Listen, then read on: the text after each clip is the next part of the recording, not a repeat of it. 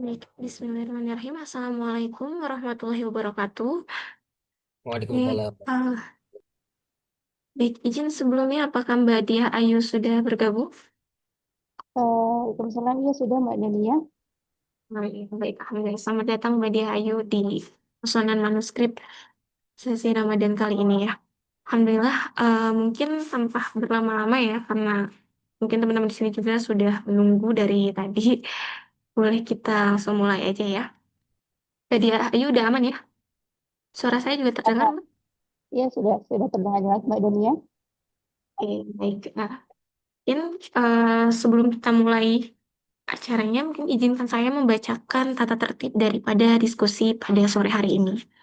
Yang pertama, peserta dihimbau mematikan mic selama pemaparan berlangsung. Yang kedua, peserta dapat mengisi presensi di akhir sesi. Nanti akan ada sertifikat untuk kegiatan pada sesi kali ini. Kemudian pada sesi tanya jawab, peserta perlu melakukan raise hand terlebih dahulu gitu ya untuk hendak bertanya. Lalu yang terakhir, kami menyediakan info kebudayaan dari Dompet Duafa. Informasi mengenai infak dapat dilihat di forum grup WhatsApp Pesanan Manuskrip ataupun di kolom komentar. Baik, sebelumnya terima kasih kepada Mbak Dia Ayo ya yang sudah menyempatkan waktunya di tengah kesibukannya. Mungkin tanpa berlama juga, kita akan mulai. Bismillahirrahmanirrahim. Selamat sore dan salam sejahtera bagi kita semua. Yang saya hormati Ketua LFC Muhammad Abrol MA, yang kami hormati pula Dompet Duafa sebagai pihak yang telah mendukung dan mensponsori kegiatan Posonan Manuskrip LFC kali ini. Yang kami hormati narasumber pada sesi kali ini Mbak Dia Ayu Agustina MA, serta para peserta Posonan Manuskrip LFC Ciputat yang berbahagia. Baik, perkenalkan saya Dania yang pada kesempatan sore hari ini akan bertindak sebagai moderator untuk memandu jalannya diskusi. Semoga kegiatan pada sore hari ini pada sore hari ini dapat berjalan dengan lancar dan baik tentunya ya, tanpa ada halangan dan semoga kita juga dapat memberi semoga kita juga dapat mendapatkan manfaat khususnya dalam memperkaya wawasan kita mengenai kajian keislaman, sejarah intelektual Islam di Nusantara. Nah, pada sesi kali ini kita akan mendengarkan pemaparan dari Mbak Diah Ayu Agustina dengan judul Relasi Ekonomi dan Agama Masyarakat Palembang Abad ke-19 dalam Naskah Al-Alimbani. Kajian ini menarik karena memperlihatkan bagaimana teks manuskrip tidak hanya memuat ajaran keagamaan saja, tapi juga merefleksikan dinamika sosial dan ekonomi masyarakat Palembang pada masa itu. Oke, mungkin bisa dibantu sama moderator. Saya akan membacakan CV daripada narasumber terlebih dahulu. Oke, nanti mungkin akan di-share screen juga. Sambil menunggu. Baik, sebelum kita mulai juga, izinkan saya membaca profil singkat daripada Mbak Dia Ayu, narasumber kita pada kali ini. Lahir di Brebes pada 11 Januari 1996, beliau menyelesaikan pendidikan S1 di Universitas UIN Syarif Hidayatullah dan S2 di Universitas Islam Internasional Indonesia. Dalam perjalanan akademiknya juga, Mbak Dia Ayu aktif dalam berbagai kegiatan ilmiah dalam kajian manuskrip. Beliau juga pernah menjadi pemakalah di dalam beberapa forum akademik, di antaranya ada International Conference on Religious Moderation yang diadakan oleh Kementerian Keagamaan 2023, serta ada Dreamsea Colloquium yang diselenggarakan oleh PPIM. Selain itu juga Mbak Dia Ayu ini memiliki pengalaman dalam bidang kepenulisan, ada kepenulisan dan penerbitan ya. Di antaranya pernah menjadi redaktur di bincangmuslimah.com serta terlibat dalam kegiatan penerbitan Yayasan Pengkajian Hadis Al-Bukhari Institute. Ya, dalam bidang prestasi akademis juga teman-teman bisa melihat beliau juga aktif meraih predikat pemakalah terbaik pada International Conference on Religious Moderation tahun 2003 serta pernah menjadi penerima Dreamsea Student Research dalam Dreamsea PPIM UIN Syarif Hidayatullah. Nah, berikut adalah CV singkat daripada Mbak Diah Ayu yang tidak mungkin saya bisa baca satu-satu ya karena sudah sangat banyak sekali. Mungkin tanpa berlama-lama, kita kita bisa lanjut ke sesi inti ya Mbak Diayu. Kepada Mbak Diayu untuk pemaparan materinya kami persilakan. Dibantu oleh moderator, sorry, oleh operator. Oke, apakah sudah muncul? Sudah terlihat ya Mbak Diayu? Oh ya, sudah Mbak Dania, terima kasih. Oke, baik. Pada Mbak Diayu kami persilakan. Baik, sebelumnya terima kasih Mbak Dania untuk perkenalan singkatnya. Dan selamat sore teman-teman, teman-teman pencinta kajian naskah ya ini. Selamat sore sambil kita menunggu waktu berbuka puasa, ngabuburitnya kita isi dengan ikut kajian LFC ya, potongan manuskrip. Baik, sebelumnya perkenalkan, saya Dia Agustina. Pada sore hari ini mungkin saya akan eh, sedikit bercerita terkait salah satu naskah yang merupakan koleksi dari naskah Palembang. Mungkin di sini ada teman-teman yang dari Palembang, ya mungkin teman-teman yang dari Palembang mungkin sudah pernah atau sudah kenal dengan naskah ini sebelumnya. Maka hari ini kita akan kulik bersama-sama sebenarnya apa sih yang naskah ini bicarakan. Nah, pada sore hari ini yang kita akan bahas adalah terkait relasi ekonomi dan agama masyarakat Palembang, khususnya pada abad ke-19 yang termaktub dalam naskah Al-Falimbani. Nah, apa itu sih naskah Al-Falimbani? Naskah Al-Falimbani di sini adalah naskah yang ditulis oleh salah satu ulama Palembang. Itu siapa? Nanti akan kita bahas. Siapakah beliau penulis naskahnya dan apa naskahnya? Apa nama naskahnya? Ini masih misteri ya karena tidak tercantum di dalam judul.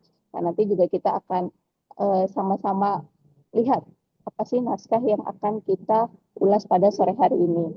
Nah, sebelumnya mungkin ketika kita mendengar kata agama sendiri, yang kadang terbesit dalam kita adalah agama itu apa sih? Yang itu terbayang adalah sebuah prosesi ibadah ritual seperti sholat, puasa, zakat.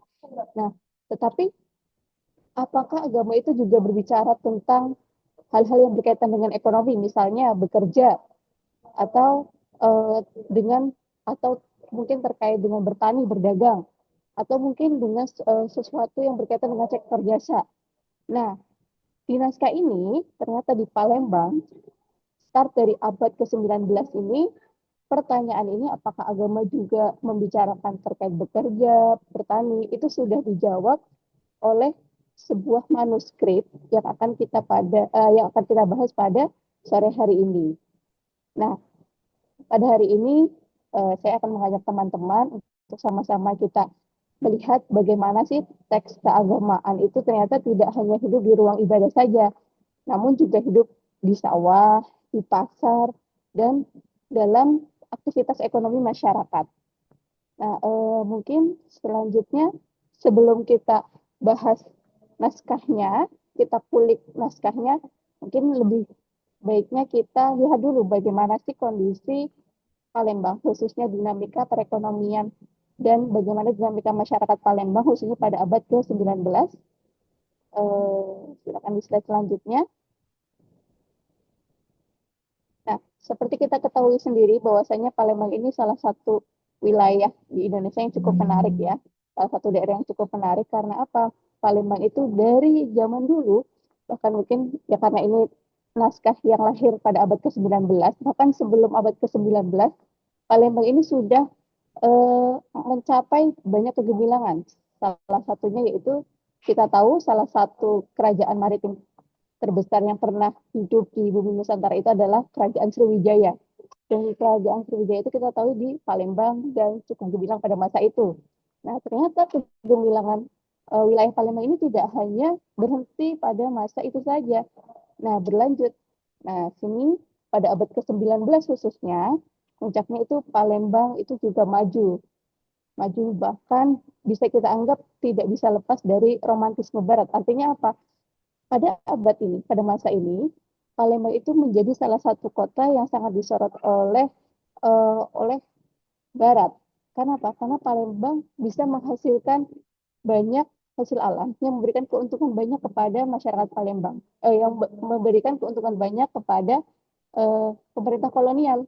Nah, artinya pada abad ke-17 hingga ke-18 Ini ketika Kesultanan Palembang ini didirikan, di sini Kesultanan Palembang terjadi kerjasama antara pemerintah Palembang dengan pemerintah kolonial Belanda melalui VOC. Nah, dan puncaknya pada abad ke-19 ini, perekonomian Palembang itu maju pesat, banyak hal yang dikembangkan pada masa ini, begitupun dikembangkan oleh pemerintah kolonial, karenanya pemerintah Palembang menjadi salah satu kota yang bisa dianggap menjadi lumbungnya pemerintah kolonial pada saat itu. Nah, pada abad ke-19 ini kita bisa sebut bahwa misalnya Palembang pada abad ini digadang-gadang sebagai kota dagang dan industri. Kenapa kemudian disebut kota dagang dan industri? Ya karena eh, roda perniagaan pada masa itu cukup pesat, dan pada masa pemerintahan kolonial ini, seperti kita tadi sudah sebutkan bahwasanya Palembang menjadi lumbung perekonomian, terus juga menjadi pusat perdagangan, dan pusat bisnis pada masa itu. Nah, karenanya Palembang juga mendapat julukan state of production atau kota perdagangan terbesar bahkan di wilayah Sumatera.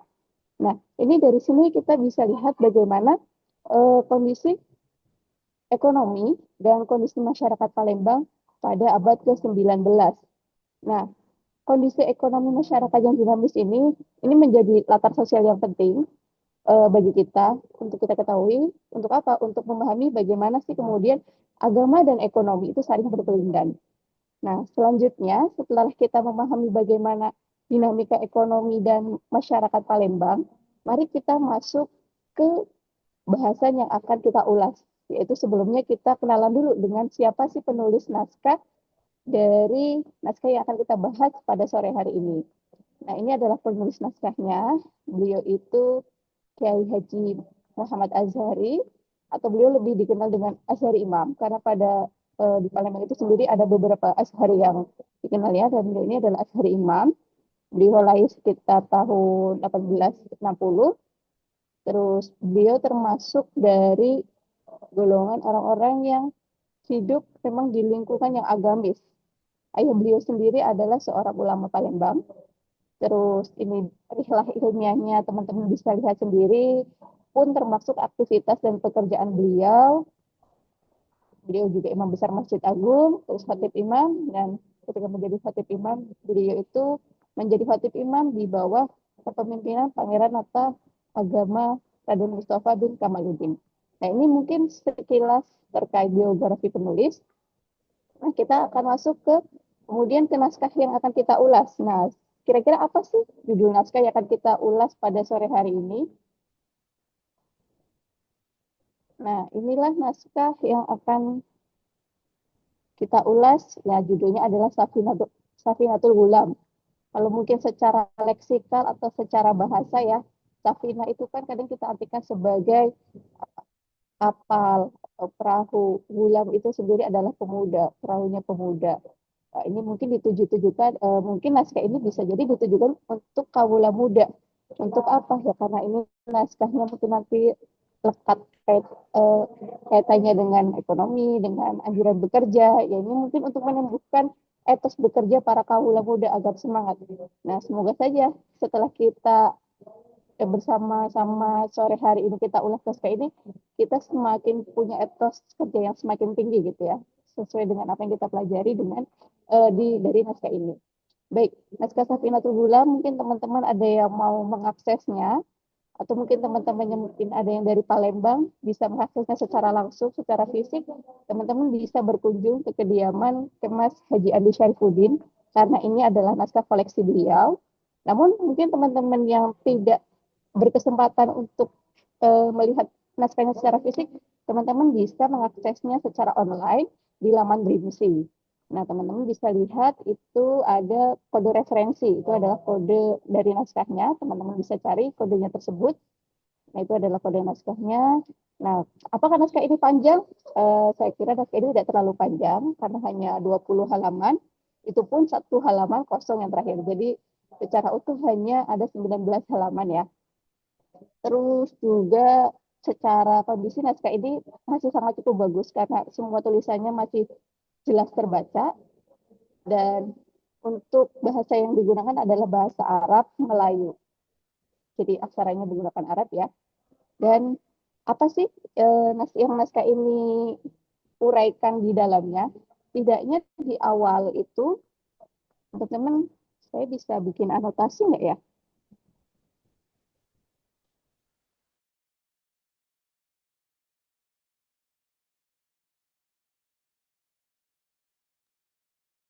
Suaranya hilang, Mbak.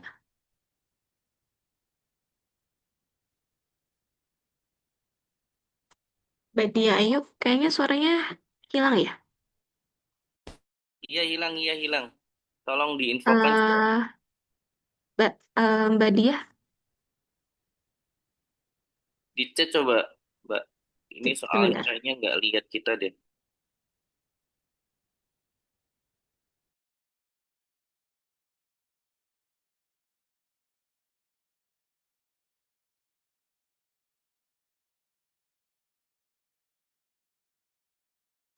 Sorry, Mbak. Tadi suaranya hilang belum connect. Halo, tes tes. Allah, Mbak. ya, tadi sempat hilang suaranya, Mbak. Iya. Oke. Sekarang, oke, baik. Ya, saya lanjutkan ya. Kalau kita mengacu kepada halaman pertama naskah ini disebutkan bahwasanya naskah ini terdiri dari 5 pasal. Namun setelah kami coba baca sampai akhir, ternyata naskah ini hanya terdiri dari 3 pasal. Asumsi sementara, kemana 2 pasal sisanya? Kemungkinan belum selesai, naskah ini belum selesai ditulis. Kenapa? Karena kalau seumpama 2 pasal berikutnya itu hilang, harusnya kalimat terakhir atau kata terakhir naskah itu harus ada di ujung sebelah sini. Sedangkan naskah itu halaman terakhir itu berakhir di tengah halaman. Jadi kemungkinan naskah ini belum selesai ditulis. Jadi sementara di naskah yang kita baca ini hanya terdiri dari 3 pasal dengan 2 sisa pasal yang masih belum selesai. Nah, apa 3 pasal itu? Apa isi 3 pasal itu? Pasal pertama itu berbicara tentang ada mencari pekerjaan yang halal serta keutamaannya. Lalu pasal kedua terkait tata cara bercocok tanam serta doa-doanya. Dan yang pasal terakhir atau pasal ketiga yaitu terkait keutamaan bekerja di bidang jasa dan industri. Nah, selanjutnya mari kita masuk ke pembahasan setiap pasalnya. Jadi kita masuk ke inti pembahasan kita pada sore hari ini ya, teman-teman. Nah, ini pembahasan kebablasan yang sebelumnya. Izin, Kang. Oh, bukan. Eh, Sebelumnya Sebelumnya lagi lagi, yang Kang. etika dan keutamaan. Baik, sebentar ya, Mbak. Oke, siap. Kayaknya nih operatornya lagi connect. Oke, siap. Nah, ini. Nah, ini kita masuk ke yang pasal pertama ya. Yang diulas di sini adalah terkait etika. Nah, ini pasal pertama berbicara tentang adab dan keutamaan mencari rezeki yang halal. Nah, apa sih yang dipaparkan oleh Azhari Imam di dalam naskahnya ini? Setidaknya beliau memaparkan bisa kita simpulkan bahwasanya ada beberapa etika yang seharusnya kita lakukan ketika kita bekerja. Di antaranya itu satu, beliau sangat menekankan bahwasanya kerja dengan menggunakan tangan sendiri, artinya adalah kita bekerja, tapi kita tidak meminta-minta, tapi kita berjuang dengan peluh kita sendiri, dengan kerja keras kita sendiri itu adalah merupakan suatu kemuliaan. Nah, selain itu, yang penting juga adalah mencari rezeki itu harus halal. Nah, karena tadi beliau menekankan bahwasanya adanya dorongan untuk dia bekerja keras untuk tidak berpangku tangan, karenanya beliau sangat menentang, sangat mengecam atau melarang keras untuk meminta-minta kepada manusia untuk mengemis gitu ya, dan juga untuk berpangku tangan serta bermalas-malasan. Nah, dari sini beliau ingin menunjukkan bahwa kita ketika kita bekerja ya kita itu harus harus punya etos yang tinggi, kita itu harus kerja keras, dan itu merupakan sebuah kemuliaan bagi kita gitu. Nah, selain itu, ternyata kerja aja tidak cukup, harus disertai dengan doa.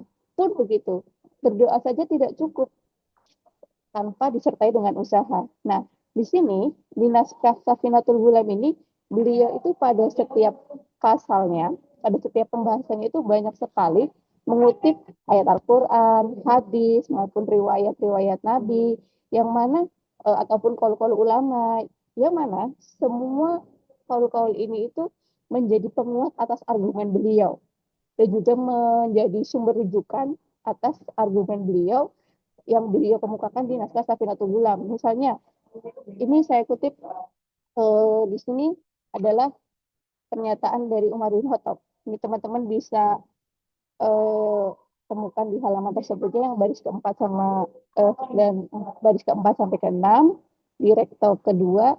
Nah, di sini dia kutip salah satu kaul dari atau riwayat dari Umar bin Khattab. Nah, di sini intinya ya ini ya tawakal. Ya kita nggak cukup, kita hanya berdoa, ya Allah kasih aku rezeki yang banyak, tapi kita nggak mau usaha. Karena apa? Ya langit saja tidak akan menghujankan emas dan perak. Kalau mau punya emas dan perak, ya kita harus bekerja. Kita perlu uang untuk membelinya. Dan itu didapatkan dengan bekerja. Nah itu mungkin sedikit contoh bagaimana beliau mengutip kaul ataupun riwayat untuk menguatkan argumen beliau. Nah, di sini di naskah yang tampak di teman-teman itu juga ada contohnya adalah di sini perkataan Luqmanul Hakim. Nah, di sini juga beliau kutip banyak sekali kaul-kaul ataupun riwayat-riwayat yang beliau kutip untuk memberikan legitimasi atas argumen yang beliau bangun. Nah, dari sini kita bisa lihat bagaimana beliau sangat memberikan beliau concern terhadap hal-hal seperti ini, hal-hal yang menumbuhkan etos kerja atau memberikan semangat untuk bekerja bagi masyarakat Palembang ya khususnya. Nah, ini pada pasal pertama. Nah, setelah beliau memberikan uh, ini adalah pasal pembuka. Pasal pembukanya dibuka dengan pemberian semangat untuk bekerja, pemberian semangat untuk menumbuhkan etos kerja. Pada pasal berikutnya, kita akan melihat bagaimana beliau memaparkan beberapa jenis pekerjaan yang itu juga dilakukan oleh masyarakat Palembang. Beberapa jenis pekerjaan yang dipaparkan ya. Nah, kita lanjut ke slide berikutnya. Nah, di slide berikutnya ini, sebelum kita masuk ke pembahasan naskah, karena di pembahasan pasal berikutnya itu beliau menyebutkan beberapa mata pencaharian yang dianjurkan untuk dilakukan, maka mungkin alangkah baiknya kita tahu dulu nih bagaimana dinamika keberislaman dan pertumbuhan ekonomi masyarakat Palembang khususnya pada abad ke-19. Nah, bagaimana sih potret keberagamaan masyarakat Palembang pada abad ke-19? Nah, setidaknya menurut laporan yang ditulis oleh Peters itu bisa dibagi menjadi 3 fase. Fase paruh awal. Nah, paruh awal ini ternyata keberagamaan masyarakat Palembang ini masih dibilang cukup rendah. Artinya ya masyarakatnya semangat giro semangat giro atau semangat keberislamannya mungkin belum cukup tinggi ya, dan juga mungkin masih belum terlalu taat. Jadi pada paruh awal abad ke-19, lalu meningkat pada paruh awal abad ke Nah, terus berlanjut ke paruh kedua, yaitu setelah tahun, ini periodenya setelah tahun 1850, di sini semangat keberislaman masyarakat Palembang itu mulai tinggi, mulai meningkat. Di sini kan pemerintah kolonial menyebutkan bahwasanya masyarakat Palembang sudah lebih soleh dan lebih taat. Nah, kita masuk ke paruh terakhir, yaitu paruh ketiga, ini sekitar tahun 1880. Di sini muncul wacana fanatik. Artinya apa? Di sini masyarakat Palembang dianggap makin taat. Jadi jika kita lihat tren keberagamaan masyarakat Palembang dari waktu ke waktu itu dia meningkat. Trennya positif ya. Karena semakin meningkat, semakin taat dan semakin saleh. Dan ini cukup memperlihatkan kita bahwasanya ini tren yang sangat bagus sekali. Nah, jika kita sudah tahu dengan dinamika keberagamaan masyarakat Palembang pada abad ke-19, nah ternyata dinamika ini juga selaras dengan dinamika yang terjadi pada pertumbuhan perekonomian Palembang. Nah, kita lanjut cepat ke slide selanjutnya. Nah, pada slide selanjutnya ini akan hmm, nah ini. Nah, pada abad ke-19 kalau tadi kita bisa lihat bagaimana fasenya itu naik terus keberagamaannya, semangat keberislamannya. Begitupun perekonomian Palembang. Bahkan bisa dianggap abad ke-19 ini adalah masa kejayaan Palembang di sektor ekonominya. Karena apa? Karena ya Palembang itu bisa menjadi kota dagang, terus pelabuhannya menjadi pusat perdagangan, hasil buminya melimpah, dan tentunya hasil bumi yang melimpah ini memberikan keuntungan bagi wilayah tersebut. Nah, setelah kita lihat ternyata pada masa itu agamanya trennya positif, pun ekonominya positif, ini bisa menunjukkan kita bahwasanya ternyata agama itu bukan penghambat ekonomi. Justru agama dan ekonomi itu ternyata bisa loh berjalan beriringan. Dan kehadiran naskah Safinatul Gulam ini yang itu juga bisa menjadi sebuah naskah yang menunjukkan kita bahwasanya ternyata keberadaan teks itu bisa sangat dialogis dengan realitas yang terjadi di masyarakat.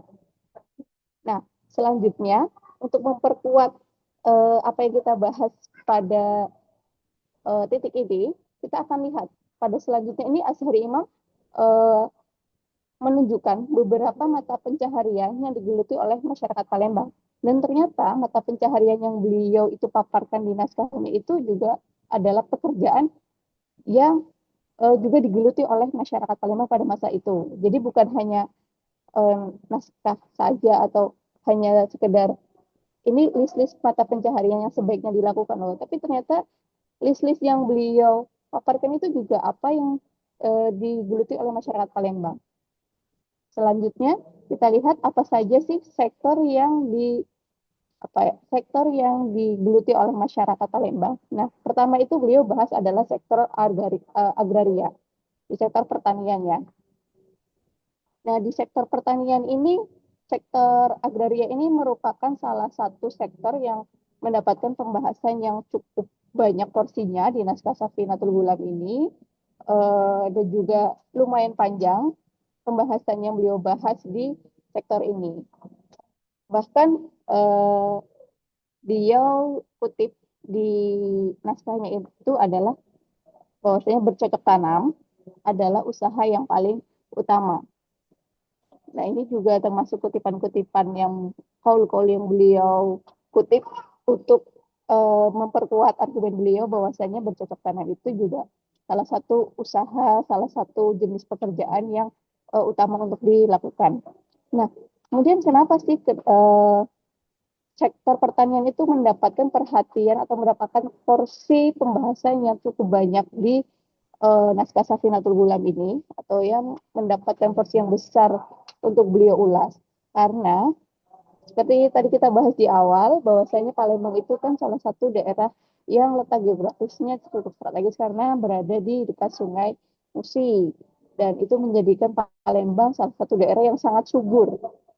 Nah, karenanya komoditas pertanian itu menjadi salah satu sumber perekonomian masyarakat Palembang. Nah, tadi kita juga bahas ya bahwasanya Palembang itu menjadi salah satu lumbung keuntungannya perintah kolonial.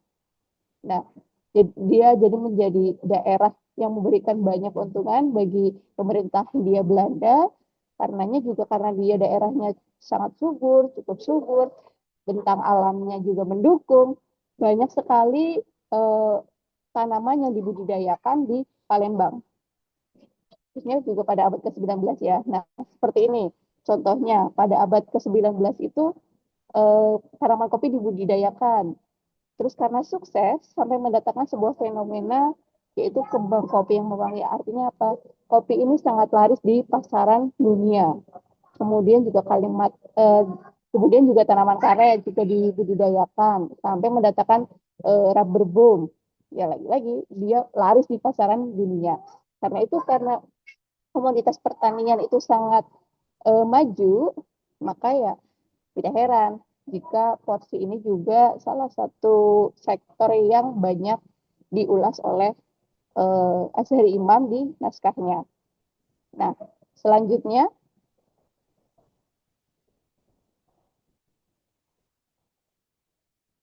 nah, karena tadi di awal kami sudah paparkan bahwasanya untuk memperkuat argumennya, Azhari Imam ini banyak sekali mengutip kaul-kaul ataupun riwayat-riwayat. Nah, ini tentunya untuk memberikan legitimasi teologis. Nah, ini khususnya untuk mata pencaharian itu ya. Nah, tadi kan disebutkan bahwasanya Asy'ari Imam menempatkan porsi agraria ini sangat banyak sekali pembahasannya di dalam naskahnya dan menyebutkan bahwasanya dia adalah salah satu pekerjaan yang paling utama untuk dilakukan. Nah, untuk memberikan legitimasi ini, beliau tidak hanya cukup mengatakan itu saja, tapi beliau memberikan landasan teologisnya. Kenapa sih kemudian bercocok tanam ini menjadi sesuatu yang sangat mulia karena beliau ulama ya?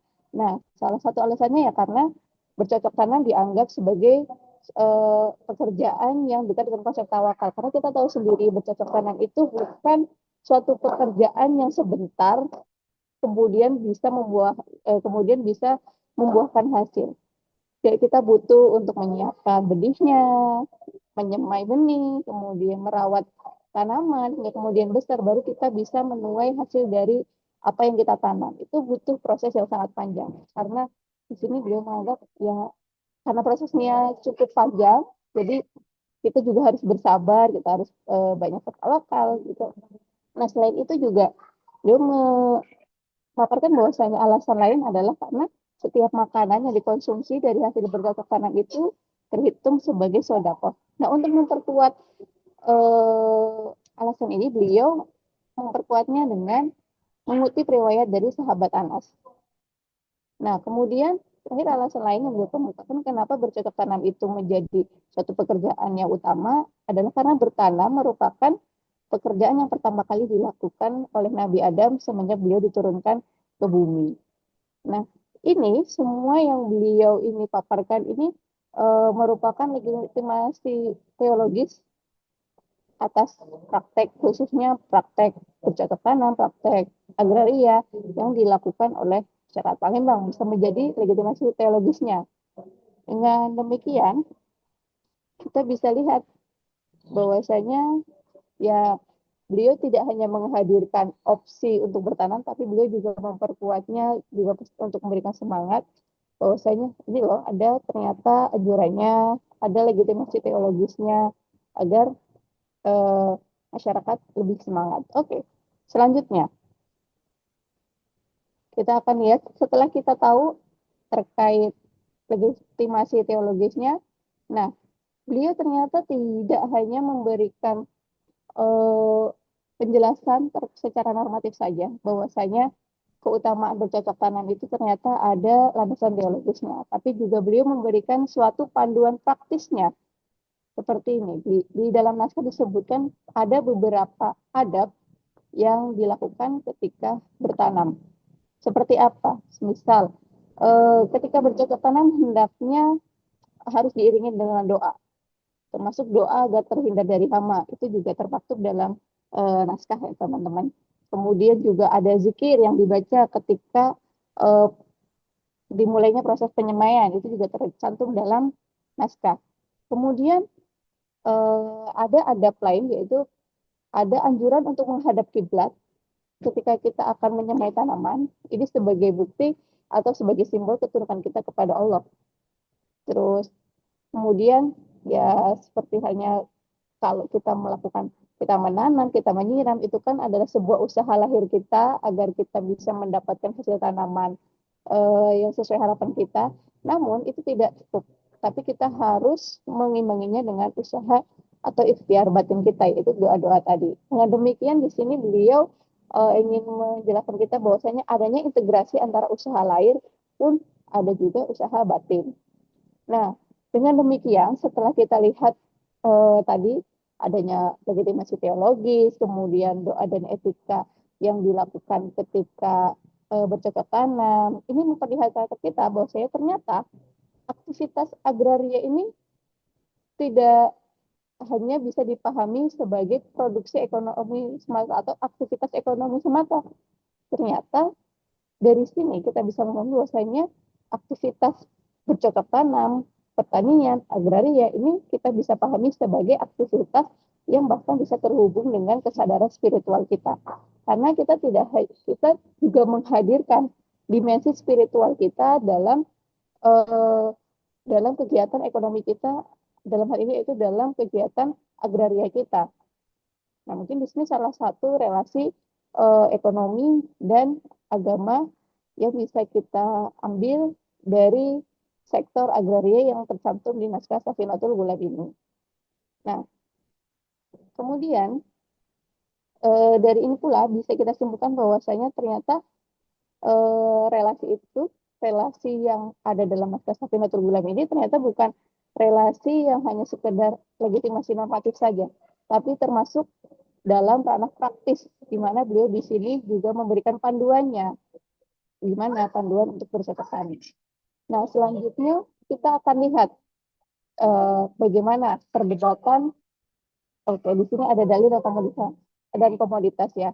Nah, di dalam naskah ini menariknya ada perselisihan pendapat. Jadi beliau menghadirkan perselisihan pendapat terkait kira-kira tanaman apa sih yang sebaiknya kita tanam gitu.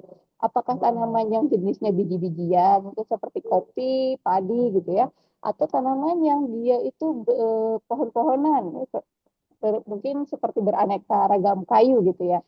Nah, apakah Azhari Imam memilih salah satu dari mereka? Nah, di sini Azhari Imam bersifat moderat. Beliau mencoba mengambil jalan tengah, yaitu mengkompilasikan kedua jenis tanaman tersebut. Bagaimana caranya? Nah, caranya adalah beliau memaparkan setiap pendapat yang mengunggulkan setiap tanaman. Beliau memaparkan pendapat yang menyebutkan bahwasanya menanam biji-bijian lebih utama, pun beliau juga memaparkan pendapat yang menyebutkan bahwasanya menanam pohon-pohonan itu lebih utama. Nah, ini merupakan sikap moderat beliau dan merupakan jalan tengah beliau untuk menghadapi perdebatan ini. Sehingga dengan demikian ini akan menimbulkan persepsi pada kita bahwasanya oh ternyata di sini Azhari Imam ingin membangun sebuah persepsi bahwasanya ternyata setiap jenis tanaman baik itu yang bangsa biji-bijian atau pohon-pohonan itu semuanya itu sangat utama untuk dibudayakan, sangat baik untuk dibudayakan dan dikembangkan. Tidak ada jenis tanaman yang diutamakan atau mungkin ya dibatasi hanya tanaman tersebut yang layak untuk dibudidayakan. Nah, dengan ini kita bisa lihat ternyata Azhari Imam ini bisa melihat sisi ekonomis dari hal ini, di mana beliau melihat oh ternyata ketika kita bisa menanam semua jenis tanaman, ini akan memberikan peluang untuk yang besar bagi kita. Nah, ini sikap beliau. Nah, selanjutnya kita lihat apakah kondisi ini, apa yang diceritakan di naskah ini sesuai dengan apa yang terjadi real di masyarakat Palembang pada masa itu. Kita lihat di slide selanjutnya. Nah, di slide selanjutnya kita bisa lihat, nah inilah kondisi agraria Palembang pada abad ke-19. Kira-kira bagaimana, apa sih tanaman yang dibudidayakan pada masa itu? Nah, kita bisa lihat, tadi kalau tadi Azhari Imam mengungkapkan pendapat beliau bahwa semuanya itu bagus kok untuk ditanam gitu, nggak ada yang paling unggul. Nah, itu pun terjadi, kita bisa lihat ternyata kondisi agraria Palembang di abad ke-19 itu tanaman yang berjenis kayu itu banyak dibudidayakan. Karena apa? Karena tanah Palembang yang subur, jadi semua aneka jenis kayu bisa dikembangkan, pun harganya juga tinggi di pasaran dunia, pasti mendatangkan untung. Ya kalau bisa mendatangkan untung, kenapa tidak dibudidayakan? Jadi tanaman kayu juga dibudidayakan, pun tanaman kapas itu juga jadi komoditas ekspor lain yang juga dikembangkan, kelapa sawit, terus juga karet. Nah, itu semua masuk ke dalam kelas pohon-pohonan ya. Nah, selanjutnya juga pada masa itu juga padi itu menempati urutan pertama sebagai komoditas utama di pertanian yang dikembangkan di Palembang. Dan juga kopi. Tadi kita singgung di awal bahwasanya kopi itu mendatangkan fenomena kembang kopi yang mewangi yang laris di pasaran dunia, itu juga menjadi salah satu komoditas utama, komoditas yang dikembangkan dan dibudidayakan di Palembang pada masa itu. Artinya apa? Artinya ternyata di sektor agraria Palembang di abad ke-19, tanaman baik yang dia itu berjenis biji-bijian eh, ataupun pohon-pohonan itu juga dikembangkan semua pada masa itu. Di sini kita bisa lihat bahwa saya ternyata naskah ini dialogis dengan kondisi atau realitas yang terjadi di masyarakat. Nah, setelah kita berbicara panjang lebar di sini terkait eh, sektor agraria, nah ini adalah sektor selanjutnya yang juga diulas oleh Azhari Imam di naskahnya. Apakah apakah sektor itu? Mari kita lihat. Nah, sektor selanjutnya adalah sektor perniagaan atau dagang ya. Tadi kita sebut di awal bahwasanya Palembang itu disebut-sebut sebagai kota dagang dan sebagai kota industri. Jadi bahkan pelabuhannya menjadi pusat perdagangan ya. Dan dia menjadi pusat perdagangan terbesar di wilayah Sumatera. Nah, di sini walaupun porsi pembahasannya tidak sebanyak di sektor agraria, tapi di sini juga Azhari Imam mencoba memberikan legitimasi lagi tentang keutamaan sektor perniagaan, bahwasanya ya berniaga ini adalah salah satu pekerjaan yang banyak dilakukan oleh para nabi dan para sahabat. Ini teman-teman bisa lihat mungkin di naskah ini juga ini ada beberapa di sini disebutkan bahwasanya Nabi Ibrahim alaihissalam pencariannya itu berniaga. Abu Bakar terus berniaga berjualan kain.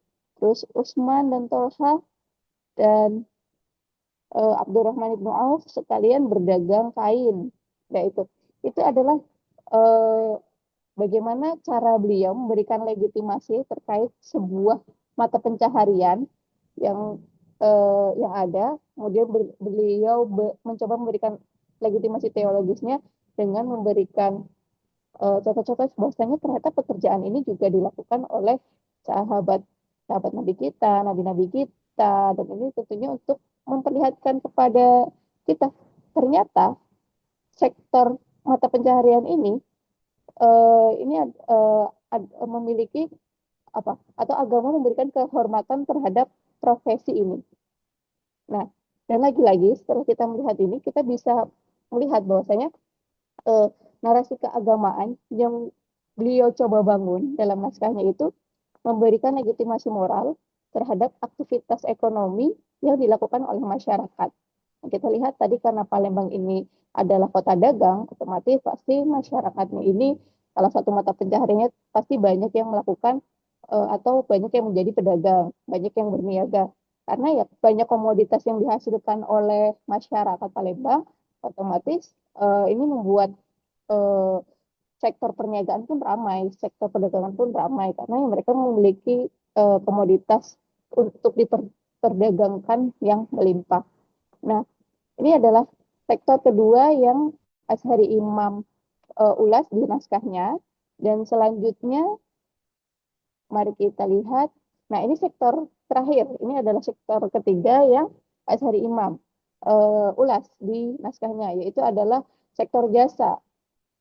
Nah, kalau tadi ada sektor agraria, kemudian sektor perniagaan, dan selanjutnya adalah sektor jasa. Ternyata sektor jasa ini juga termasuk salah satu jenis mata pencaharian yang menurut beliau juga baik untuk dilakukan.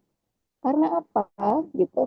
Karena, nah ini narasi keagamaannya yang ingin beliau bangun adalah karena beberapa nabi pun banyak yang sumber pencahariannya itu di bidang jasa ini, seperti menjadi tukang kayu, menjadi pembuat baju. Kita tahu Nabi Daud alaihissalam ya, beliau juga sebagai tukang pembuat baju dari besi, terus juga terus juga ada yang menjadi penjahit. Nah itu juga eh, di sini mungkin ini di bagian naskah sini ya teman-teman. Nah ini adalah yang di bawah ini adalah yang saya lingkarin, itu adalah bahasan terkait profesi jasa yang dilakukan oleh beberapa nabi. Nah, kemudian apakah kemudian kalau tadi jelas ya bahwasanya sektor agraria dan sektor niaga itu banyak dilakukan oleh masyarakat Palembang pada masa itu. Lalu bagaimana dengan sektor jasa? Apakah sektor jasa ini juga banyak digeluti oleh masyarakat Palembang? Ataukah justru mungkin hanya sedikit yang mereka bekerja di sektor ini? Nah, maka itu saya mencoba mengutip dari laporan Praetorius yang juga dikutip oleh Cakra Negara, bahwasanya mata pencaharian masyarakat Palembang pada abad ke-19 ini sangat bervariasi. Bahkan terdapat pembagian antara mata pencaharian yang dilakukan oleh kaum laki-laki dan kaum perempuan. Nah, di sini penduduk laki-laki selain tadi berdagang dan bertani ya, mereka juga bekerja sebagai pengrajin, tukang kayu, dan ini kan masuknya ke sektor jasa ya. Terus juga ada yang jadi penjilid dan lain sebagainya. Dan untuk penduduk perempuan pun demikian. Banyak yang menjadi penenun, penjahit, ini semua juga masuk sektor jasa. Dengan demikian kita bisa lihat bahwasanya ternyata sektor jasa itu juga menjadi salah satu mata pencaharian yang juga banyak dilakukan oleh masyarakat Palembang pada abad ke-9 pada abad tersebut lah atau pada masa tersebut. Dengan demikian kita lagi-lagi bisa lihat ternyata hampir semua mata pencaharian yang Azhari Imam ini paparkan di naskahnya ini sangat relate, sangat nyambung atau sangat berkaitan erat dengan kondisi ekonomi dan sosial masyarakat Palembang pada masa itu. Nah, lalu bagaimana kita menyimpulkan atau bagaimana kita menarik benang merahnya? Mari kita ke slide selanjutnya.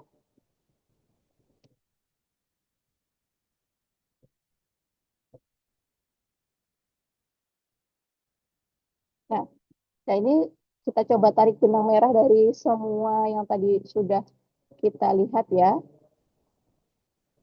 Oke, nah setidaknya coba kita tarik benang merah relasi antara agama dan ekonomi masyarakat Palembang ini yang termaktub dalam naskah Safinatul Gulam itu setidaknya relasinya itu bisa kita tarik menjadi 3 lapis keterhubungan. Apa saja itu? Yang pertama yaitu lapis normatif. Ini tadi kaitannya dengan bahasa kita yang pertama yaitu di mana ada dalil-dalil tadi baik dalil untuk anjuran bekerja ataupun dalil keutamaan menggeluti sektor agraria, sektor perniagaan, pun sektor apa tadi satu lagi jasa. Itu semuanya sudah diberikan legitimasi teologisnya. Nah, itu setidaknya dalil-dalil tersebut itu memberi legitimasi teologis terhadap pekerjaan-pekerjaan yang ada pun terhadap anjuran untuk bekerja. Ini lapisan normatif. Yang kedua adalah ada lapis eh, praktis, di mana ternyata di sini narasi keagamaan itu tidak hanya memberikan apa? Tidak hanya memberikan dimensi normatif saja, namun juga ke praktisnya, ke praktikalnya, ke prakteknya. Dengan apa? Dengan memberikan panduan yang konkret dalam aktivitas ekonomi. Yang tadi kita lihat tadi itu seperti panduan untuk bercocok tanam itu ya, di mana disertai di situ ada doa-doa yang dibaca, zikir-zikir yang dibaca, penganjuran untuk menghadap kiblat sebagai ya eh, adab kita atau etika ketika kita berdoa yang menghadap kiblat. Nah, lapis yang terakhir atau lapis yang ketiga itu adalah lapis sosial, di mana apa yang dikemukakan di naskah ini ternyata itu ada keselarasan dengan sektor ekonomi Palembang, dengan sektor ya dengan realitas yang terjadi di masyarakat Palembang. Dan ini menunjukkan apa? Menunjukkan ternyata teks ini hidup dalam realitas masyarakat. Teks ini bersifat dialogis. Jadi tidak hanya teks yang ada saja, tapi memang dialogis, yaitu bisa mendialogkan apa yang terjadi di eh, di kehidupan masyarakat itu sendiri. Dengan demikian, relasi agama dan ekonomi yang ada di naskah Safinatul Ulim bisa kita katakan bahwasanya dia tidak terhenti di wacana normatif saja, tapi dia hadir dalam praktek seharian masyarakatnya. Nah, dan ini mungkin teman-teman bisa saya highlight yang di teks oren ini. Terus ternyata aktivitas agraria, perniagaan, dan jasa yang tadi dipaparkan itu tidak semata hanya kita pahami sebagai aktivitas produksi saja, aktivitas ekonomi saja untuk menghasilkan uang, untuk menghasilkan keuntungan, tetapi ini bisa dimaknai sebagai bagian dari kesadaran religius. Nah, disinilah kemudian agama itu memiliki peran untuk apa? Untuk membentuk etos kerja, dan untuk membentuk karakter sosial masyarakat itu sendiri. Nah, dengan kemudian mungkin yang bisa kita pelajari dari naskah ini adalah naskah ini mengingatkan kita bahwasanya agama itu tidak pernah terpisah dari kehidupan ekonomi. Bahkan agama itu memberikan makna pada kerja, memberi arah pada usaha, dan membentuk etos kerja. Nah, pertanyaannya kemudian adalah, jika pada abad ke-19 nilai-nilai tersebut itu mampu hidup dalam aktivitas agraria, aktivitas bertani, berdagang, dan memberi jasa, terus bagaimana dengan kita hari ini? Kira-kira bagaimana kita memaknai kerja kita sendiri? Apakah kerja itu hanya sekedar produksi semata, atau mungkin bisa meningkat? Ternyata kerja itu bisa loh meningkat eh, karena bahwasanya itu juga merupakan kesadaran religius. Itu mungkin yang perlu kita pertanyakan kepada diri kita hari ini. Oke, demikian teman-teman. Terima kasih. Saya kembalikan waktunya ke Mbak Dania.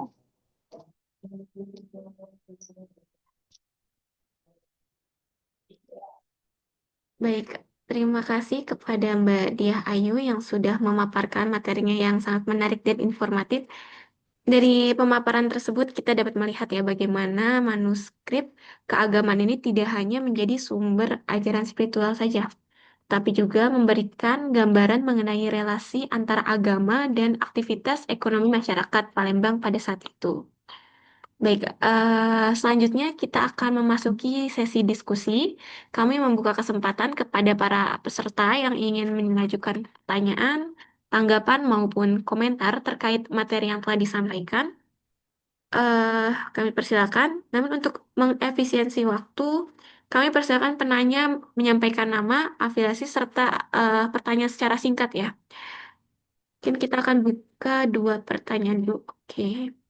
Baik, mungkin ini ada yang pertama dulu ya, Mbak. Boleh? Ya, silakan. Ya, boleh langsung kepada Mas Dulha dan Mas Abdullah ya. Baik, eh, Kak sudah bisa on mic, Mas Dulha. Boleh langsung disampaikan. Ya, em, afiliasi saya Hebrew U. Em, Kalau nama sudah ada, kalau boleh memberikan tanggapan em, sebelum pertanyaan, berarti saya boleh menyampaikan satu poin. Em, Kalau tadi di kesimpulan dibilangnya naskah ini hidup di Palembang dan bersifat dialogis dengan kenyataan, penjelasan yang eh, terima kasih sebelumnya. Terima kasih karena naskah ini menarik, topiknya juga menarik. Em, Cuman tanggapan saya tentang em, bagaimana archival records bekerja dalam dalam riset ini. Kalau tadi dibilang di kesimpulan bahwa naskah ini hidup dan bersifat dialogis dengan kenyataan, saya melihat archival records-nya em, tidak dialogis tapi monolog, hanya memberikan informasi, hanya membenarkan hal-hal yang disebutkan dalam naskah. Tapi naskah kepada archival records, naskah kepada sejarah Islam itu belum ada. Jadi masih monolog, belum dialog. Yang dari naskah ke kenyataan belum ada. Kemudian pertanyaan saya sebenarnya ada empat. Dua pertama mungkin tidak perlu dijawab. Eh, yang dua pertama adalah kalau sebanyak itu kontennya. Em, Kalau perlu dikategorikan, padahal kita bisa bilang tidak perlu dikategorikan, naskah ini maksudnya apa, teologis, fikih, atau yang lain, dan itu mungkin tidak perlu dijawab karena terlalu superficial.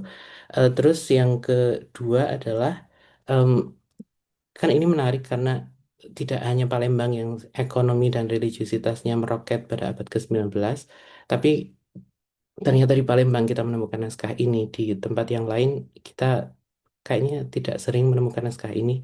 Jadi penjelasannya agak eh, kayaknya bisa ditambahkan deh. Kenapa kok di Palembang ditulis naskah ini? Tapi itu juga eh, boleh tidak dijawab.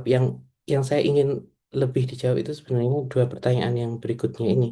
Em, kalau konten dari naskah itu seperti yang Mbak sebutkan tadi, em, banyak sekali, walaupun pasalnya belum lengkap, masih missing two puzzle, tapi kontennya sudah banyak sekali. Kalau begitu, tradisi intelektual apa sih yang membentuk naskah ini?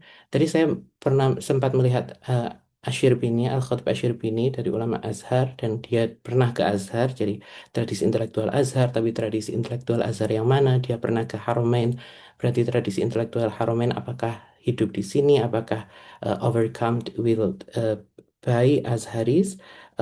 Terus I just wondering, em, tradisi intelektual mana yang membentuk naskah ini, sama satu lagi bagaimana letak naskah ini dalam peta keislaman yang lebih besar sebenarnya. Dalam peta keislaman Palembang, satu, yang kedua dalam peta keislaman Nusantara sebenarnya. Kalau ada naskah ini, maka sejarah keislaman kita kenapa gitu? Itu pertanyaan saya yang saya harap sih, kalau kalau empat terlalu banyak, mungkin dua terakhir yang dijawab, yang dua, dua pertama tidak dijawab tidak apa-apa. Terima kasih Mbak Dia. Baik, terima kasih kepada Mas Dulha. Mbak Dia mau di keep dulu atau mau langsung ditanggap? Mungkin ibu dulu, baru ada yang lain. Oke, baik. Tadi ada penanya dari Mas Abdul, apakah masih eh, ada di sini? Kalau misalnya masih, boleh langsung on mic.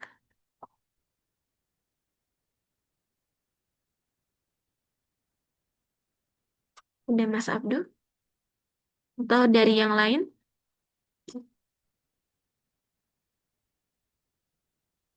Baik, sepertinya belum ada Mbak. Mungkin bisa sambil menunggu, bisa langsung tak. Enggak. Baik, terima kasih Mas Abdullah. Wah, pertanyaannya lumayan sulit untuk dijawab, lumayan berbobot sekali ya. Oke, baik. Tadi pertanyaan pertama itu terkait eh, kira-kira naskah ini boleh Mas Abdullah ini untuk secara ringkasnya lagi dua pertanyaan terakhir mungkin. Saya bukan Abdullah ya, yang Abdullah mungkin yang lain. Oh, Yang saya Duha. Iya, Ya, oh Mas, Dul. Iya. oke Mas Jamaah maaf. Oke oke. sama-sama. Jadi tadi Kalau pertanyaannya, dua pertanyaan terakhir ya, dua pertanyaan terakhirnya iya iya. sebenarnya tradisi intelektual mana yang membentuk dan bagaimana letak naskah ini dalam peta keislaman Palembang dan Nusantara. Oke, baik. Kalau untuk bagaimana tradisi yang membentuk, eh, mungkin perlu untuk diteliti lebih lagi terkait ini. Karena kalau kita lihat sendiri kan tadi beliau ini belajar di bukan hanya di Haramain ya, juga termasuk di Azhari. Jadi kalau untuk mengatakan apakah kemudian proses pemikiran ini dibentuk oleh pemikiran dari ulama-ulama Haramain ataupun ulama Azhar, eh, saya belum bisa menentukan karena ya beliau memang menuntut ilmu di kedua tempat tersebut. Dia juga belajar di ulama-ulama Haramain pun juga belajar di ulama-ulama Azhar. Karenanya mungkin kalau untuk memetakan apakah ini dibentuk oleh pemikiran Haramain atau Azhar itu mungkin masih perlu untuk diulas lagi, untuk perlu diteliti lebih lanjut lagi. Nah, kemudian bagaimana letak naskah ini di dalam naskah Nusantara gitu ya Mas, kurang kurang lebihnya ya. Mhm. Eh, untuk letak naskahnya sendiri juga apakah ini termasuk dalam, kalau Mas sebutkan apakah ini termasuk dalam bidang fikih atau bukan? Kalau dari Drimsi sendiri, Drimsi ini meletakkan naskah ini ke dalam naskah etik. Jadi bukan memasukkan kategorinya ke dalam naskah fikih ataupun naskah mungkin akidah, tapi beliau masukkan naskah ini ke dalam naskah etik, kategori etik. Nah, kemudian bagaimana letak posisi naskah ini ke dalam di dalam naskah Nusantara, ini juga saya belum bisa memastikan secara pasti bagaimana posisinya karena apakah naskah ini menjadi pegangan atau enggak itu juga masih sangat minim informasi sekali. Juga artinya masih banyak PR sekali untuk mengulik naskah-naskah untuk membahas naskah ini lebih lanjut. Nah, kebetulan naskah ini adalah naskah yang saya presentasikan juga untuk program Dreamsy di angkatan pertama di tahun 2022 itu juga masih mendapat banyak catatan. Ya mungkin ini karena pertanyaan Mas tadi Mas siapa? Eh, Duha. Mas Dula, Duha. Mas Duha. Mas Duha. Oke. Pertanyaan Mas Duha ini sangat menarik. Jadi ini juga bisa menjadi pengembangan dari mungkin pengembangan untuk menjawab naskah-naskah ini ya. Jadi jadi kami sendiri juga belum bisa memastikan bagaimana letak posisi naskah ini di dalam hasanah naskah keislaman Indonesia itu sendiri. Begitu sih mungkin Mbak Dania yang bisa saya sampaikan. Mungkin mohon maaf kalau banyak pertanyaan yang masih menjadi misteri belum bisa terjawab pertanyaan Mas Duha khususnya ya. Oke itu Mas Abdul apa angkat tangan. Ya, boleh mungkin Mas Abdul dilanjut. Silakan Eh, on mic. Iya, terima kasih Kak Agustin. Mohon izin sebelumnya. Tadi kata Mas Duha itu kan naskah ini belum dialog tapi masih monolog. Tapi kalau kita lihat di awal naskah, jadi saya sedang buka naskahnya juga gitu ya. Karena saya pernah baca naskah ini juga. Itu kan naskah ini ditulis karena ada seseorang yang menuntut untuk menulisnya gitu. Berarti kan ada proses dialog sebelum ditulisnya naskah ini. Kalau di naskah dituliskan bahwasannya penulis bernama Al-Khatib bin Ma'ruf Palembang sebab menuntut oleh seorang yang tidak meluaskan akan daku, menyalahkan akan dia akan bahwasannya aku menyusunkan beberapa pasal-pasal tentang yang bersifat duniawiyah dan ukhrawiyah kan seperti itu. Dan kemudian ini nyambung aja sama diskusi yang tadi ya Bu ya. Kemudian saya ingin bertanya Bu ini tentang yang ini di halaman di halaman agak-agak akhir itu di bagian zikir sebelum menanam tanaman, menanam padi dan lain sebagainya. Itu ada yang dicoret-coret tuh Bu. Mungkin bisa dijelaskan itu sebenarnya kenapa sih gitu. Dan juga saya Azari juga menyempilkan ketika ngasih contoh yang ditanam itu apa aja kayak padi, jagung. Di situ disebutkan juga gandum, Bu. Jadi sebenarnya kenapa kok bisa ada gandum sedangkan di Palembang itu pasti kan nggak ada gandum gitu apalagi pada zaman itu. Mungkin itu sih pertanyaanku. Terima kasih. Ya, baik, terima kasih Mas Abdul. Mungkin mau langsung dijawab oleh Mbak Dia. Ya, terima kasih Mas Abdul. Jadi Mas Abdul ini sekalian langsung buka naskahnya ya. Oke, boleh saya izin share screen, Mbak? Coba saya cari Boleh, boleh. naskahnya. Oke, Sebentar saya ya. masih di file naskahnya, tapi saya cari dulu.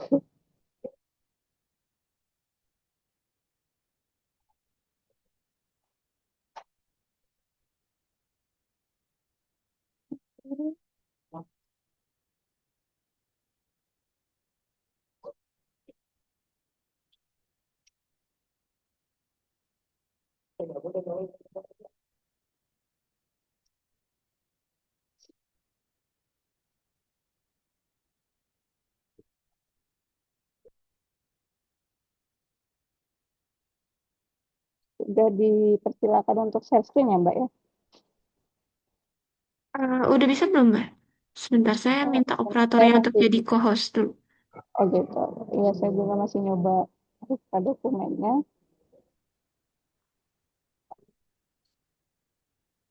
Oke, sudah jadi co-host ya, Mbak? Nah, oke, siap. Terima kasih. Uh, untuk Bisa manuskripnya share, ada di share di kolom chat. Di sudah kolom saya chat jadi ada. co-host kok.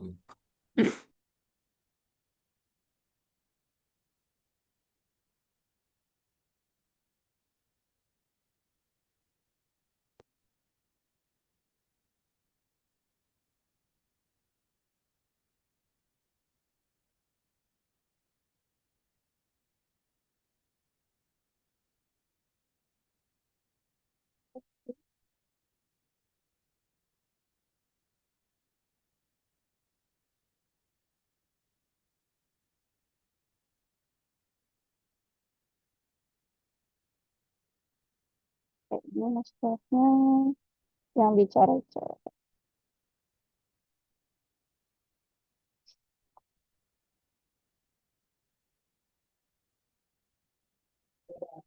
Oke, yang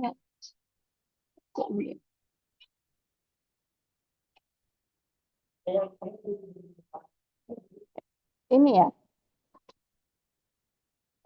Mas Iya, Kak. Abduh boleh konfirmasi. ini Baik. ya mungkin yang Iya, yang ini. beberapa yang Benar.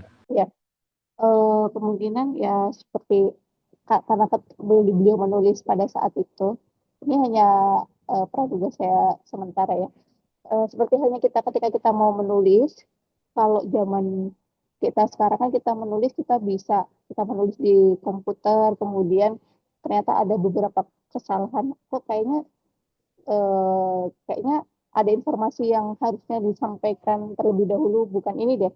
Sepertinya bukan ini yang harusnya saya tulis. Jadi ini mungkin awalnya menulis di sini sudah menuliskan ini ya, kemudian mungkin dia merasa sepertinya ada informasi yang seharusnya bukan ini dulu yang beliau tulis gitu. Tapi karena pada saat itu tidak memungkinkan, kalau zaman sekarang kan kita bisa delete, kita bisa backspace ya, untuk backspace untuk menghapus tulisan eh, yang mungkin apa menurut kita kayaknya kurang tepat untuk kita tuliskan dulu, atau mungkin tulisan yang salah. Karenanya ini di posisinya dicoret gitu. Ini asumsi saya sementara ya, Mas Abdul gitu. Dan tadi untuk yang pertanyaan kedua, maaf apa ya Mas Abdul ya? Oh, gandum. Ya, terkait gandum ya. Terkait gandum, kenapa kemudian beliau menyebutkan gandum juga di naskah, padahal gandum itu bukan termasuk komoditas yang mungkin banyak dibudidayakan di Palembang. Gitu bukan ya Mas Abdul ya? Iya, betul, Kak. Nah, ya mungkin karena gandum itu termasuk tanaman biji-bijian, jadi beliau memasukkan kata itu. Tapi ya untuk ininya juga mungkin ini jawabannya kurang memuaskan ya.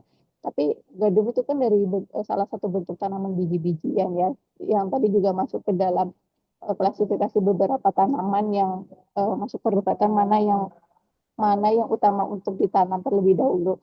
Tapi kemudian gandum ini kan bukan salah satu komoditas yang apa dibudidayakan di Palembang, ini bukan masuk dalam kategori tanaman, bahkan mungkin bukan termasuk tanaman yang banyak ditanam di Indonesia sendiri itu. Nah, itu yang mungkin karena beliau hanya menyebutkan beberapa sih. Tapi untuk ini mungkin saya juga perlu cari-cari informasi lanjut terkait hal ini.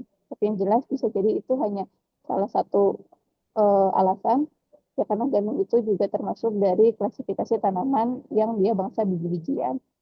Jadi untuk tepatnya atau mungkin untuk lebih akuratnya alasannya apa yang mungkin ini butuh untuk dibahas lebih lanjut gitu. Begitu sih mungkin Mbak dan Mas Abdul.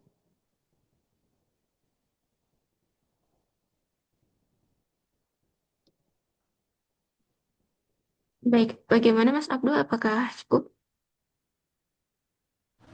Baik, cukup. Mungkin satu lagi ya. Ini kan di naskah ketika mau menyemai atau mau meletakkan biji ke dalam lubang itu banyak sekali doa-doanya gitu. Apakah kakak pernah dapat informasi tentang praktek yang terjadi di Palembang dengan yang sama Nah, seperti di naskah? Itu sih. nah itu salah satu informasi yang saya harapkan tadinya bisa dapatkan, tapi ternyata sampai sampai saat apa laporan terkait naskah ini saya buat itu, saya tidak mendapatkan informasi ini gitu. Itu sangat sayang sekali, dan ini mungkin menjadi kesempatan ya buat teman-teman yang mau mau melanjutkan apa penelitian terkait naskah ini, itu bisa langsung terkait apakah naskah ini memang benar-benar di terjadi di masyarakat, doa-doanya termasuk dipraktekkan, itu mungkin bisa menjadi salah satu penelitian lanjutan yang bisa dilakukan, karena sampai saat ini Untuk ini saya juga belum menemukan jawabannya. Karena saat itu saya juga mencoba menghubungi beberapa teman-teman yang di Palembang, termasuk pemilik naskah ini sendiri ya. Tapi saya belum dapatkan akses untuk menghubungi pemilik naskah ini. Itu tadi ke Mas Haji Andi itu belum dapat menghubungi beliau. Jadi kalau teman-teman yang di Palembang khususnya punya akses ke sana atau mungkin bisa dapat informasinya, itu akan lebih memperkaya kajian terkait naskah ini.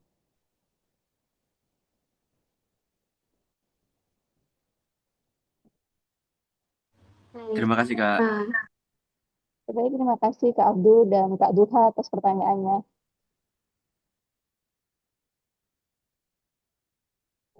Oke, baik. Mungkin ada lagi pertanyaan dari teman-teman lain.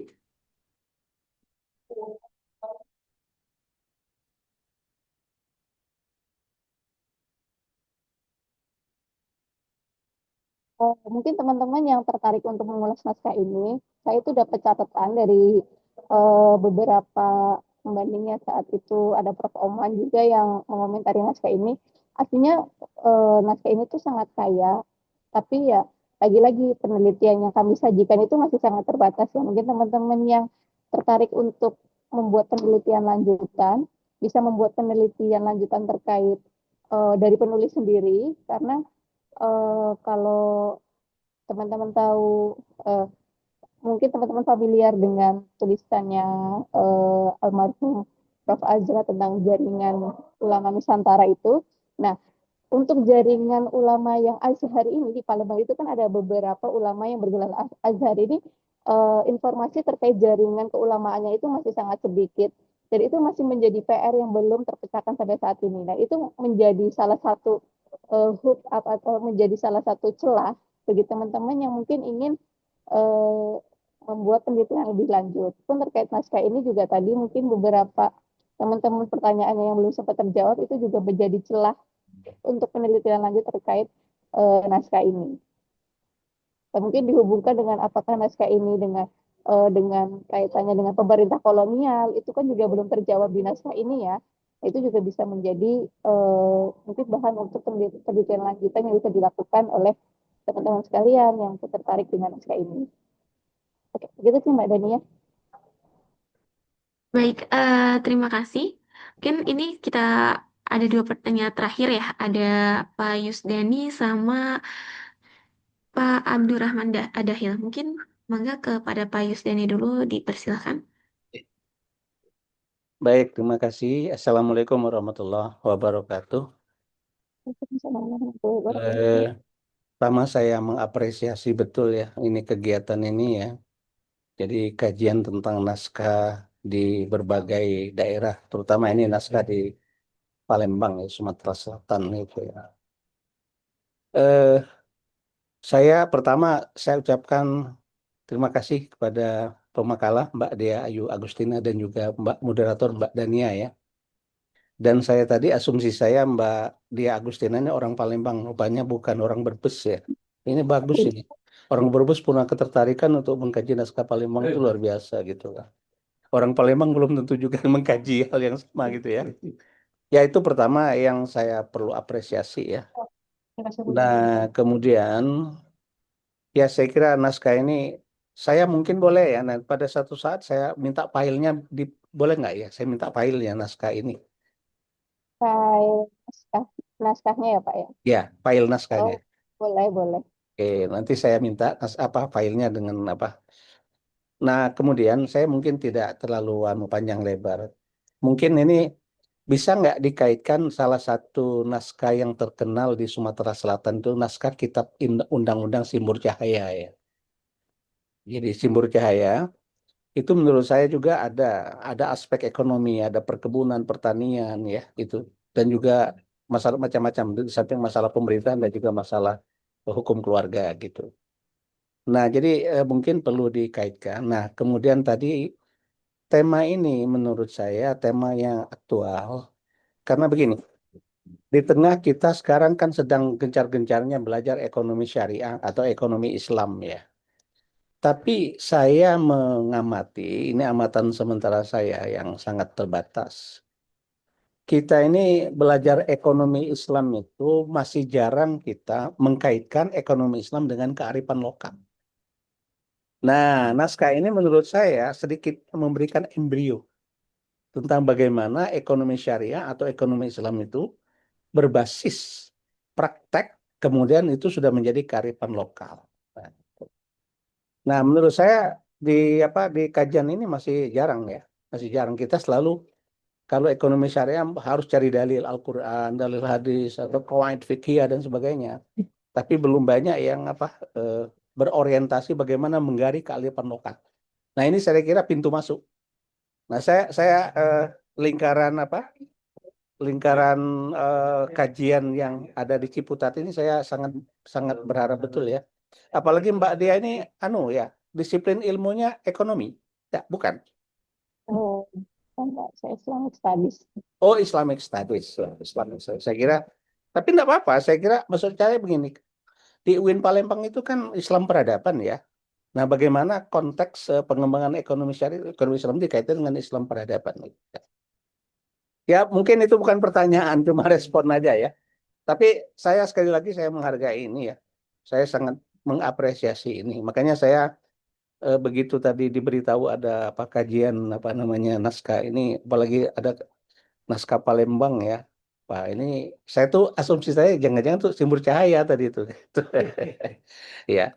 Baik, saya minta nanti ya Mbak Dea Ayu Agustina dengan izin saya minta dikirim ya. Gimana caranya nanti? Apa saya kontak kontak eh, lingkaran kajian filologi dia ya di Ciputat ya. Nanti saya cari emailnya gampang nanti saya mungkin dari situ nanti ini sangat menarik bagi saya ya. Baik, sekali lagi terima kasih dan saya apresiasi sekali lagi. Terima kasih kepada Mbak Pemakalah, Mbak Dea Ayu Agustina, dan juga terima kasih kepada Mbak Dania selaku moderator. Selamat lingkar filologi Ciputat untuk selalu berkembang ya. Saya sangat senang Amin. sekali. Baik, terima kasih. Akhirul kalam. Wassalamualaikum warahmatullahi wabarakatuh. Waalaikumsalam warahmatullahi wabarakatuh. Baik, mungkin itu dari Pak Yusdani. Nanti ada konfirmasi juga ya Mbak, terkait ada tadi yang menanyakan apakah sekalian boleh di-share juga PPT-nya, termasuk tadi Pak Yusdani minta untuk file daripada manuskripnya. Oke, kita lanjut ke penanya terakhir yaitu Mas Abdurrahman Adahil. Mangga boleh dipersilakan. Baik, terima kasih. Eh, Mbak Dia, ini saya Rahman. Saya ini dari UI. Ada sedikit tergocek saya. Jadi kan beberapa kali mengamati tulisan tentang Azhari ini karena banyak tulisan yang bertitel Azhari di Palembang itu. Nah, saya kiranya itu manuskrip ini itu tulisan Kemas.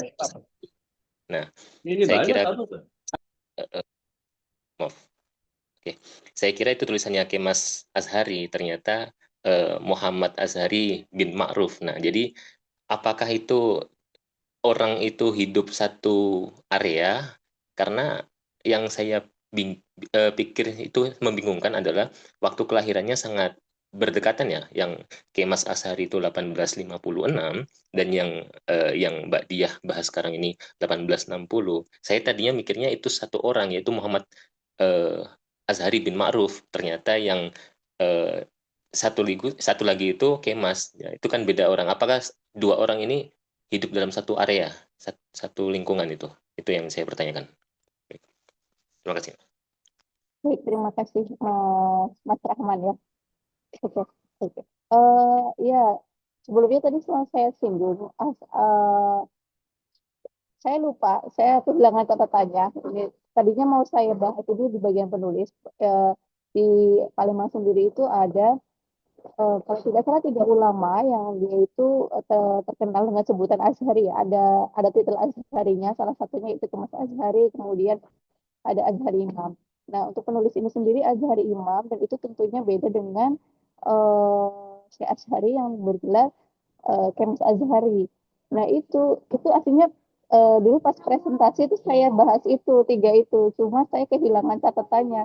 Tadi sempat saya cari-cari belum ketemu. Mungkin nanti selanjutnya saya cari, nanti Mas Rahman bisa kita kita bahas lanjut di ini ya Mas ya, di platform lain ya Mas ya. Ini saya ada catatannya termasuk dari tahun lahir beliau ini. Cuma sayangnya catatan saya ini yang terkait dengan tiga saya ini, terkait Azhari Palembang ini, catatannya keselip. Jadi belum belum bisa saya sampaikan di forum ini gitu.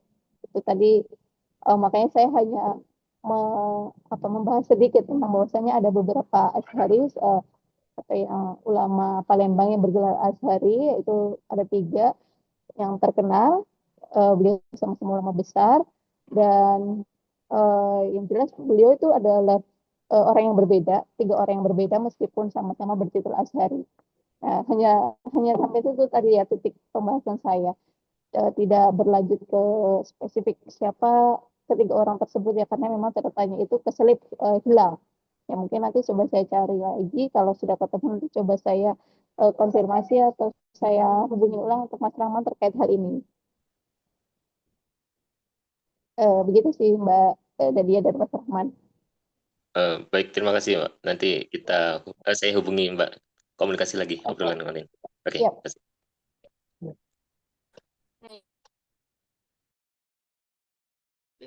Baik, mungkin saya rasa sudah cukupkan ya untuk sesi diskusi ini, karena sudah mengingat waktu sudah mendekati azan juga. Baik, sebelum kita menutup sesi diskusi pada sore hari ini, izinkan saya menyampaikan sedikit rangkuman dan pemaparan yang telah disampaikan. Dari pemaparan Mbak Diah Ayu, kita dapat memahami bahwa naskah Safinat Al-Ghulam tidak hanya berisi ajaran keagamaan secara normatif, tetapi juga mencerminkan hubungan yang erat antara nilai-nilai agama dan aktivitas ekonomi masyarakat Palembang. Aktivitas seperti bertani, berdagang, dan bekerja di bidang jasa juga dipahami tidak semata sebagai kegiatan ekonomi, tetapi juga sebagai bagian dari etika kerja dalam Islam yang menekankan pentingnya usaha, kemandirian, serta pencarian rezeki yang halal. Kajian ini juga menunjukkan bahwa manuskrip keagamaan dapat menjadi sumber penting untuk memahami dinamika sosial, ekonomi, dan religius masyarakat pada masa tersebut. Sehingga kajian manuskrip memiliki kontribusi besar dalam memperkaya studi sejarah sosial dan intelektual Islam di Nusantara. Oke, terakhir juga sebelum ditutup, saya juga ingin menyampaikan bahwa nanti ada sesi keempat besok, tepatnya di tanggal 8 Maret, ada sesi keempat mengenai isu-isu regulasi zakat dalam manuskrip Nusantara. Jadi barangkali teman-teman ada yang masih sangat tertarik mengikuti kegiatan posonan manuskrip ini sampai akhir, boleh diikuti besok di jam yang sama juga. Ada Ustadz Agni Hulki MA yang akan mengisi mengenai regulasi zakat sebagai sebagai alumni mahasiswa pasca sarjana UIN, serta beliau juga aktif di Dompet Duafa. Kemudian bagi teman-teman atau rekan-rekan juga yang ingin bekerja sama dengan LFC juga, kami membuka sangat terbuka gitu ya untuk diskusi lanjutan ataupun kerjasama-kerjasama lainnya yang bisa dijembatani. Oke, sebelum terakhir juga saya izin boleh mungkin kepada teman-teman rekan-rekan untuk mengabadikan dokumentasi. Bagi yang bisa on cam boleh on cam. Kita butuh beberapa dokumentasi. Boleh dipersilakan on cam teman-teman. Eh, Mas operator boleh siap ya. Nanti kita mungkin bakal pandu dokumentasinya. Untuk link presensi juga ada di eh, kolom chat ya teman-teman. Nanti sertifikat akan langsung dikirim ke email teman-teman semua. Oke. Ini yang ngasih aba-aba siapa ini? Eh, boleh, boleh saya nanti Mas operatornya boleh screenshot. Oke. Baik, ada lagi yang akan buka. Ini ada dua slide ya Mas. Oke, boleh kita mulai sekarang aja kali ya. Satu, dua, tiga.